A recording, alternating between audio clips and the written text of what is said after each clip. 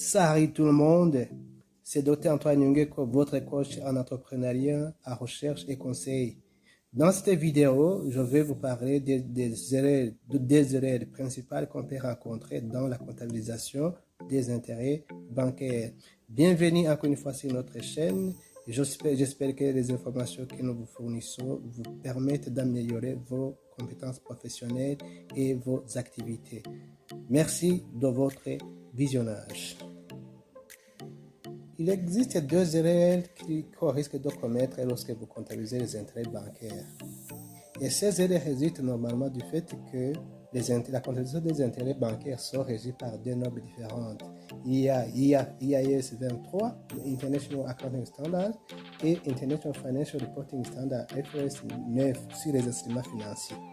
Et ces deux normes donnent des directives en rapport avec la comptabilisation des intérêts, ici des entrées.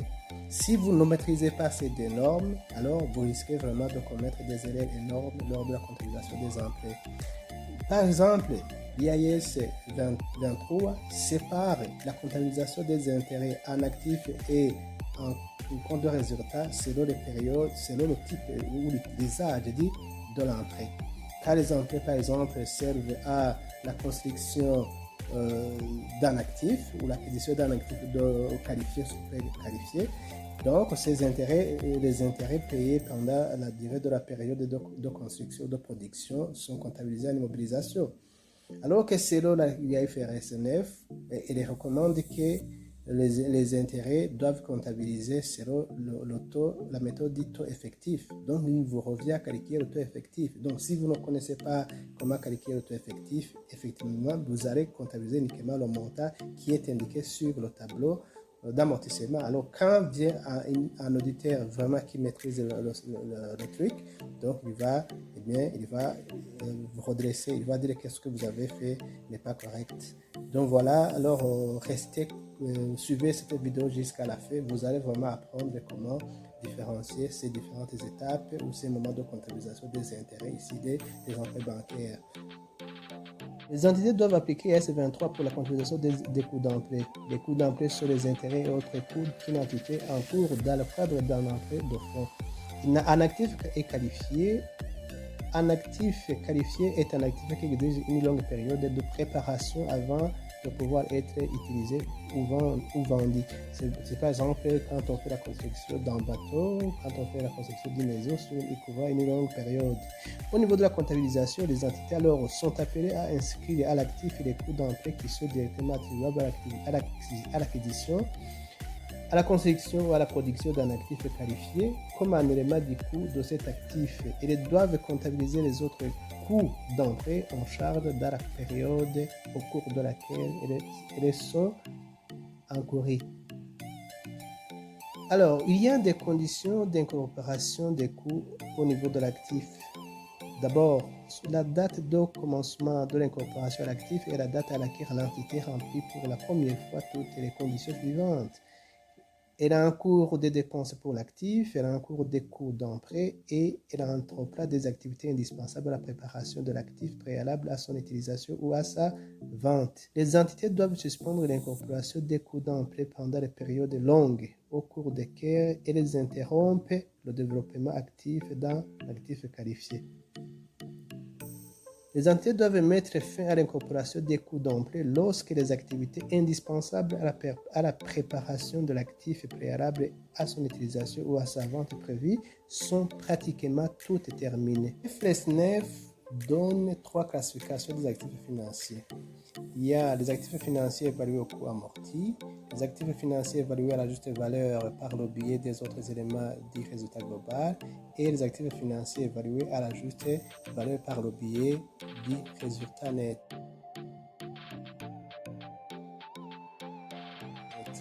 Au niveau de la comptabilisation, les produits d'intérêt doivent être calculés selon la méthode du taux d'intérêt effectif. Lors de la comptabilisation, ça veut dire qu'on doit tenir compte du taux effectif.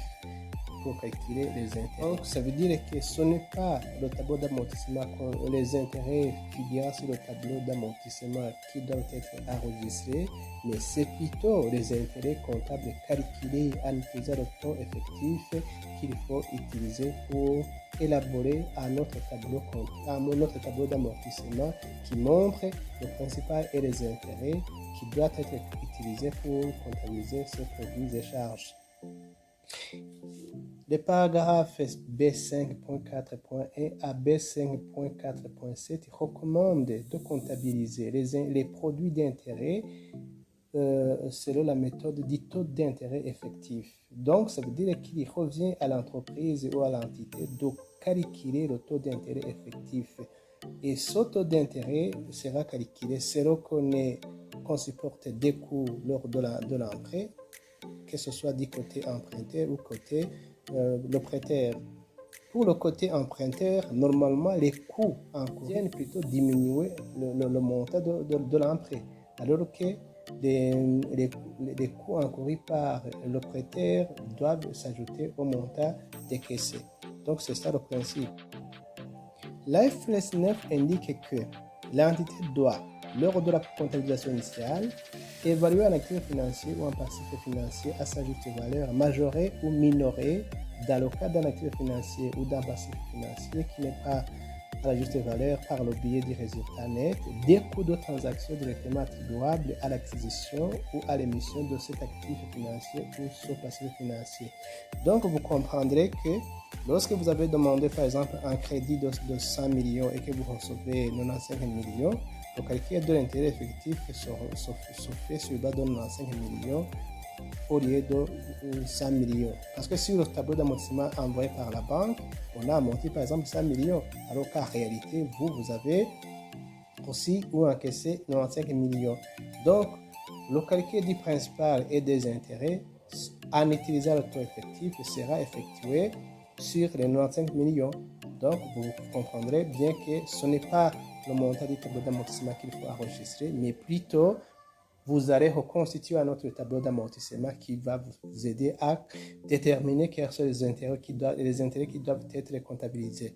La particularité en fait réside au niveau des intérêts parce que quand la banque vous donne le tableau d'amortissement, le montant de l'annuité ou de la mensualité ne change pas. Donc, il vous revient en fait de calculer les intérêts qu'il faut arriver dans l'annuité justement pour pouvoir déterminer qu'est-ce que vous allez comptabiliser en intérêt, qu'est-ce que vous allez comptabiliser en principal, mais cela se fait à l'extra comptable. Donc, voilà là où vous pouvez commettre l'erreur quand vous comptabilisez justement le montant de tableau d'amortissement, alors qu'en réalité, on vous dit que vous devez refaire un autre tableau d'amortissement comptable en interne et qui vous permettra de déterminer les intérêts à comptabiliser dans les charges. En réalité, quand vous comparez les deux, vous allez trouver que ces intérêts-là vont augmenter par rapport aux intérêts indiqués sur le tableau d'amortissement bancaire. En résumé, qu'est-ce qu'il faut retenir? 1. C'est que quand vous avez contracté un emprunt qui sert à la construction d'un actif ou à la production d'un actif à long terme, les intérêts courus pendant la période de construction sont à comptabiliser dans l'actif. 2.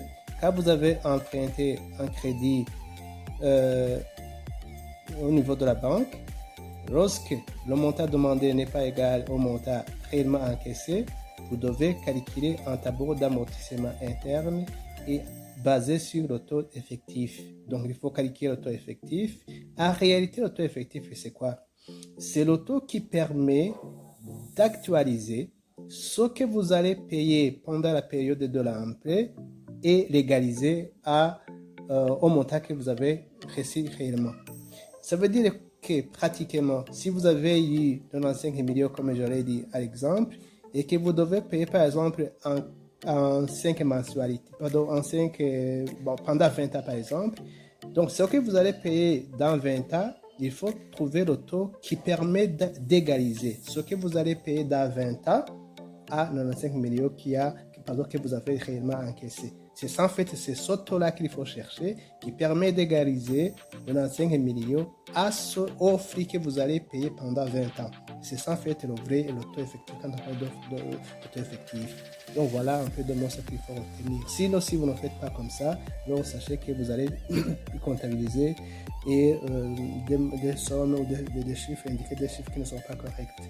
Et voilà, c'est la fin de notre présentation. Je vous rappelle que si vous n'êtes pas abonné à notre chaîne, il faut vous abonner parce que vous allez continuer à recevoir des informations utiles dans votre vie professionnelle.